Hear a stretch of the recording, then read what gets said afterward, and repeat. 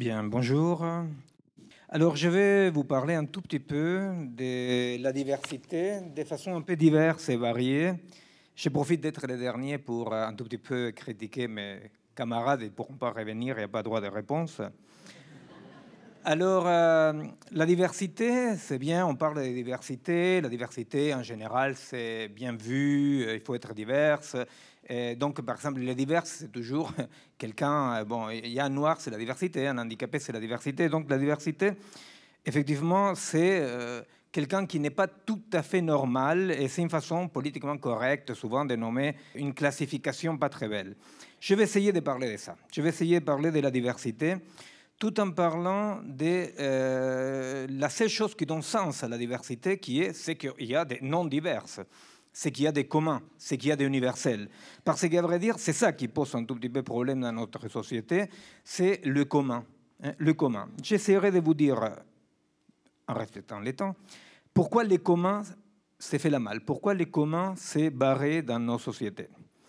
Alors, en principe, on dit la société, c'est tout le monde. Mais ça, ce n'est pas vrai.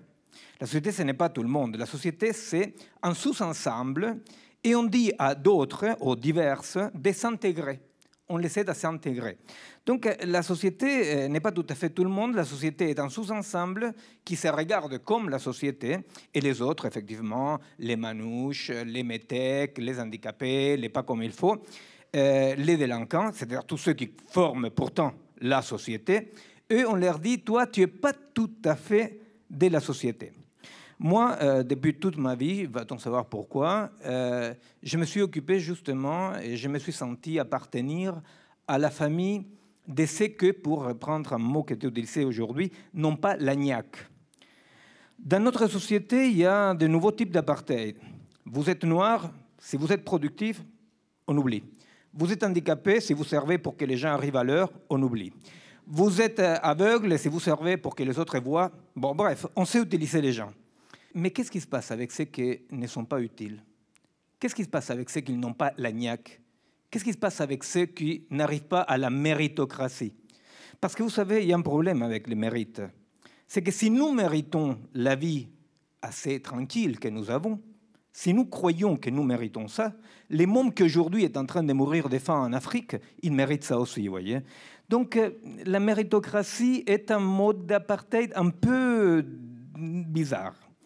Alors, voyons comment est-ce qu'on peut penser cette histoire de socle commun. Comment est-ce que la société pourrait être quelque chose qu'on partagerait tout? D'où ça vient cette idée-là? Cette idée-là, elle commence avec quelque chose de très bizarre qui n'existait pas avant et qui n'existait pas à côté de l'Occident, qui est l'émergence du concept d'universel. L'universel, l'humanisme. Ça n'existait pas avant. Ça a une histoire avec les mathématiques, avec la logique, je ne vais pas vous embêter avec ça. Je vais vous raconter une histoire de comment émergent les concepts de humanité une par rapport à mon pays, l'Amérique latine. Il s'avère que quand les Espagnols sont venus nous découvrir, vous savez, les Indiens étaient cachés, et ils ont arrivé les Espagnols, ils nous ont découverts. Et après, ils disent, pour ne pas dire découverte, ils disent rencontre entre deux cultures. Bon, sauf qu'une culture allait en poids lourd, l'autre en mobilette, vous voyez. Et donc, quand ils sont venus nous découvrir, nous éduquer, bon, ça a commencé un génocide qui dure encore aujourd'hui, des Indiens. Il y a eu un père, Fray Bartolomé de las Casas, qui a écrit un bouquin qui s'appelle Chronique de la destruction des Andes. N'est-ce pas? Carrément, Chronique de la destruction. Et il avait une idée très bizarre, ces mecs-là. Il disait, les Indiens sont des humains. On ne peut pas faire comme ça. Et les Vatican, toujours comme ça, un temps en avance par rapport à l'époque, disait, ce sont des animaux. Et à l'époque, je vous rappelle quand même que les femmes non plus n'avaient pas d'âme, n'est-ce pas? C'est-à-dire, bon, voilà. Alors donc, les Indiens n'étaient pas des hommes parce qu'il n'y avait pas d'âme. Et Fray Bartolomé dit, si, ils ont une âme, je l'ai vu, bon, très bien. Il y a une controverse. Une controverse, c'est une jute oratoire dans laquelle celui qui gagne a la raison de Dieu. Hein? C'est-à-dire, c'est les jugements de Dieu. Celui qui gagne, ça y est, c'est adopté. Alors, il y a Sepúlveda, pour le côté progressiste du Vatican, qui dit que les Indiens ne sont pas des humains. Et Fray Bartolomé, tout petit, qui arrive, il dit si, ils ont une âme, ils ont une âme. Bon, bref, ils discutent, ils avaient le temps compté aussi. Et au bout d'un moment, Fray Bartolomé l'emporte, mais l'emporte d'une façon horrible. Pourquoi? Parce qu'il arrive à dire les Indiens ont une âme, sont donc humains, mais à l'humanité non accomplie. Donc la naissance théorique de l'humanisme, du socle commun, commence d'emblée déjà avec ceux qui sont plus humains que les autres. Nous sommes tous humains, mais il y en a qui ont l'humanité pas tout à fait accomplie. Quand vous avez l'humanité pas tout à fait accomplie, c'est un peu compliqué parce qu'on vous l'accomplit, vous voyez. Et si quelqu'un vient et vous dit je viens pour t'accomplir l'humanité, vous avez intérêt à sortir en courant. Or, ces socles-là, ces socles communs de l'humanisme, de l'Occident, etc., eh bien, ce socle-là, aujourd'hui, il est cassé. C'est cassé. Je ne sais pas, il y a la troisième rangée, il y a celui qui l'a cassé. Apparemment, ils m'ont dit, il y a quelqu'un qui a cassé. C'est cassé. Ce socle-là, il est cassé. C'est-à-dire, c'est la postmodernité, effectivement, les socles communs, l'universel, etc. Bon, on a parlé aujourd'hui, il y a un jeune philosophe qui a très bien parlé du relativisme et de l'universel. Tout à coup, c'est cassé. Tout à coup, on voit apparaître des divergences, des diversités, des différences partout. Et les autres, ceux qui avaient l'humanité non accomplie, commencent à nous renvoyer, ou à vous renvoyer, un miroir pas très agréable. Ce miroir-là existait déjà à l'époque. Il s'est passé en Argentine. À l'époque de la création des États-nations, un groupe de jeunes femmes et jeunes hommes progressistes sont partis de Buenos Aires pour alphabétiser les gauchos et les Indiens. Et les gauchos et les Indiens disaient quelque chose de très particulier et très difficile à comprendre pour ceux qui venaient accomplir leur humanité au nom du bien. Hein. Les jeunes gens disaient, on va t'alphabétiser parce que comme ça, les patrons, les puissants ne pourront pas te posséder. Et qu'est-ce qu'ils répondaient, ces gauchos et indiens? Ils disaient, non, non, non, si tu m'alphabétises, là, ils vont me posséder. Alors, ils ne comprenaient pas. On a resté très longtemps sans comprendre jusqu'à votre compatriote Michel Foucault a donné l'explication. Les Indiens et les gauchos étaient foucauldiens avant Foucault. Ça veut dire quoi? Foucault a dit, il y a un rapport d'intimité-promiscuité entre les savoirs et les pouvoirs. Et si tu acquiers les savoirs du maître, sans te rendre compte, tu t'avales la structure de pouvoir. C'est ce qu'on appelle le néocolonialisme. C'est-à-dire, on vire les colons, mais comme on a été formé dans la métropole, avec les savoirs du colon, eh bien, on reproduit la structure de pouvoir du colon. Eh bien, cette homogénéisation du monde forcé, cet homme occidental qui était à l'humanité accomplie, aujourd'hui, effectivement, fait de l'eau de tous les côtés. On les regarde de côté, on les dit ton humanisme, c'était l'anthropocentrisme, comme on disait tout à l'heure, ton humanisme, c'était du colonialisme, et tout à coup, on ne sait plus du tout comment faire société. On ne sait plus du tout qu'est-ce qui peut faire commun. Alors, donc, il émerge au moins 3 réactions. Une, c'est l'individualisme. Chacun sa vérité. Ah, chacun sa vérité. Bon, le jeune philosophe a déjà parlé de ça. Effectivement, chacun sa vérité. Ça veut dire, par exemple, moi, je pense que je me balance du 2e étage d'un immeuble et, ça ne me fait rien, c'est ma vérité. Bon, il faut essayer. Oh, merde. Bon, il ne peut plus se rendre compte que ce n'était pas vrai. Et ça, c'est la première réaction. C'est la réaction, quand même, que dans un pays où a vécu, il y a très longtemps, Astérix, est très forte. Hein. Après, vous cherchez quel est le pays. C'est l'individualisme total, le narcissisme. Je suis le fils de ma maman, et comme je suis l'hijo de mi maman, moi j'ai raison. Alors l'individualisme, c'est chacun sa vérité, patatin patatan, dans lequel tout le monde cherche à être original. Comme tout le monde est original, effectivement, ça sort une sorte de massification totale dans laquelle ils sont tous originellement pareils. La deuxième réaction, c'est celle dont les jeunes collègues ont parlé tout à l'heure, le relativisme culturel. Chacun sa vérité. Chacun sa vérité des peuples. Hein. Les cultures sont différentes. Alors, par exemple, quand un ancien président de la France est allé dans un pays où on viole les droits de l'homme, a dit « Non, on ne peut pas dire qu'ils violent les droits de l'homme, c'est leur culture. » C'est-à-dire que quand on torture un Français, c'est une violation des droits de l'homme. Quand on torture un Chinois, un Tunisien, il y a un effet culturel qu'il faut respecter. Alors,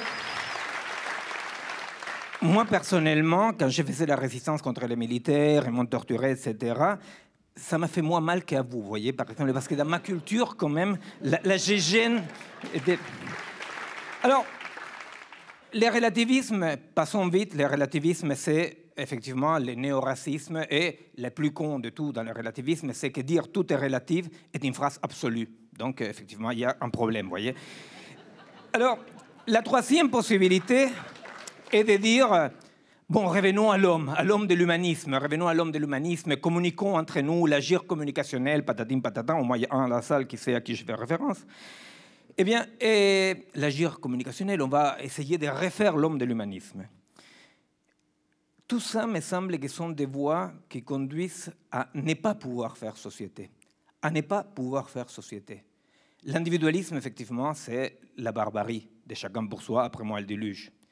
En France, il y a une loi pour qu'on s'occupe de ses parents, une loi pour qu'on s'occupe de ses enfants, une loi pour qu'on s'occupe de l'environnement. Vous imaginez? Au milieu, il reste une entité qui s'appelle l'individu.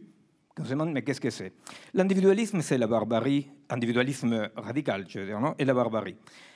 Le relativisme, parlons pas. Et refaire de l'universel, ça me semble impossible. Alors, qu'est-ce qu'on fait? Pour le moment, il surgit une sorte de réponse un tout petit peu bâtarde qui est « on se respecte », vous voyez. Moi, je développe des laboratoires sociaux dans les banlieues, ici en France, depuis très très longtemps, et j'entends dire tout le temps « je te respecte, tu me respectes, je te respecte ». C'est très bizarre, hein, parce que « je te respecte », ça veut dire « je te respecte parce que je te casse pas la gueule ».